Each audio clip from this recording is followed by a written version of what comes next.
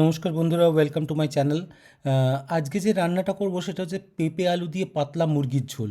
এটা আমাদের বাড়িতে দোলের দিন খুব রান্না হতো এবং সারাদিন দোল খেলে মানে খুব হাপুস হুপুস করে খেতাম এই খাবারটা।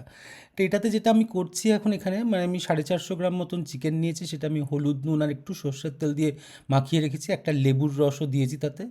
আর যেটা করব সেটা হচ্ছে আলু যেমন মাংসের কাটে তেমন তো কেটেছি, প্লাস কাঁচা পেঁপেটাকে খুব চাঙ্কি পিস করে কেটে রেখেছি। আর বেসিক কিছু মশলা, মানে শুকনো লঙ্কা, জিরে, একটু গরম মশলা, আদা রসুন বাটা, পেঁয়াজ কুচি, টমেটো, যেগুলো নর্মাল ইনগ্রিডিয়েন্ট হয় সেগুলোই নিয়েছি। কিন্তু the main crux of the whole thing is that যেখানে আমি পেঁপে দিয়ে রান্না করব, কারণ পেঁপেতে প্যাপেন বলে একটা এনজাইম থাকে উইচ হেল্পস ইন ডাইজেশন। মুরগি ইজ ইজি টু ডাইজেস্ট, তার উপরে প্যাপেন থাকলে তো it's very easy to digest. And এইটা খেয়ে আমরা দোলের দিন প্রচণ্ড ভালো ঘুমোতাম আর কি, আবির টাবির খেলার পর। তাই প্রথমে আমরা যেটা করব সেটা হচ্ছে সর্ষের তেলটা নিয়েছি, তাতে গরম হয়ে যাওয়ার পর হালকা করে এই পেঁপে এবং আলুগুলো ভেজে নেব। খুব যে লাল করে ভাজবো তা নয়, মানে জাস্ট শ্যালো ফ্রাই টাইপের করে এটা তুলে রাখবো। কারণ পেঁপেগুলো পরে আমি যেহেতু কুকারে রান্না করছি, একটা দুটো সিটিতেই পেঁপে একদম গলে যাবে। তা পেঁপেটা একটু ভেজে রেখে দিলাম যাতে শেপটা নষ্ট না হয় সেদ্ধ হয়ে যাওয়ার পর।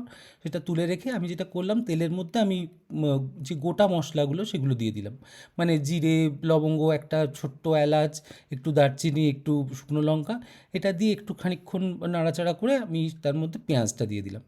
এবার পেঁয়াজটা কিন্তু আমি এখানে খুব সফট করে ভাজবো। সফট করে ভাজবো এই কারণে, কারণ ঝোলের টেক্সচারটা তাহলে ভালো হয়।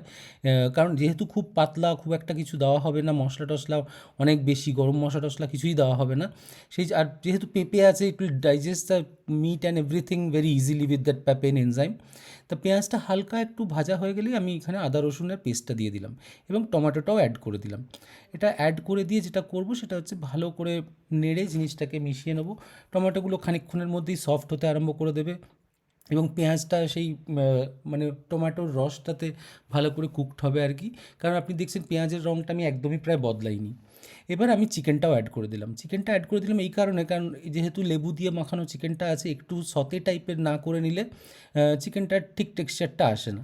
আর একটা দুটো কাঁচা লঙ্কা দিয়ে দিলাম, মশলা সব আমি একসাথেই দিয়ে দিলাম। দিয়ে যেটা করব, একটু নুনও অ্যাড করব। এবার নুনটা অ্যাড করে দেওয়ার ফলে যেটা হবে যে আরও এক্সট্রা জলগুলো বেরোতে থাকবে। তাই নুনটা অ্যাড করে দিয়ে আমি ভালো করে জিনিসটা নাড়াচাড়া করতে থাকলাম এবং অল্প অল্প করে জল দিয়ে আমি জিনিসটা কষতে থাকলাম। জলটা দেওয়ার এই কারণেই, আমি যেহেতু কুকারে রান্না করছি, মশলাটা তলায় লেগে যাওয়ার একটা চান্স থাকে, সেটা হলে কিন্তু গন্ধটা অন্যরকম হয়ে যেতে পারে। তাই জন্য আমি অল্প করে জল দিয়ে নাড়াচাড়া করছি জিনিসটা। যখন মোটামুটি একটু তেল বেরিয়ে এসছে, খুব তেল বেরোবে না কারণ বেশি তেল এখানে নেই, এবং তার সাথে আমি পেঁপে আলু এগুলো সমস্ত অ্যাড করে দিলাম। এই এই কারণে আমি পেঁপে আলুগুলো এই সময় অ্যাড করে দিলাম, যাতে পেঁপে আর আলুগুলো একদম সাদা ফ্যাটফ্যাটে না দেখায়, মানে it will take the colour of this curry. একটু রেডিশ টাইপের হবে, সেটা দেখতেও ভালো লাগে এবং খেতেও বেটার লাগে। তাই জন্য আমি এই সময়তেই পেঁপে এবং আলুগুলো দিয়ে দিলাম।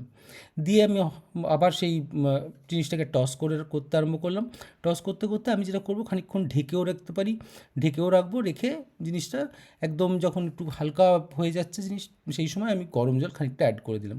খুব বেশি যে ঝোল করব তা নয়, তবে পাতলা ঝোল। আপনি দেখতেই পাচ্ছেন জলের টেক্সচারটা দেখে যে এখানে ঝোলটা যথেষ্ট পাতলা।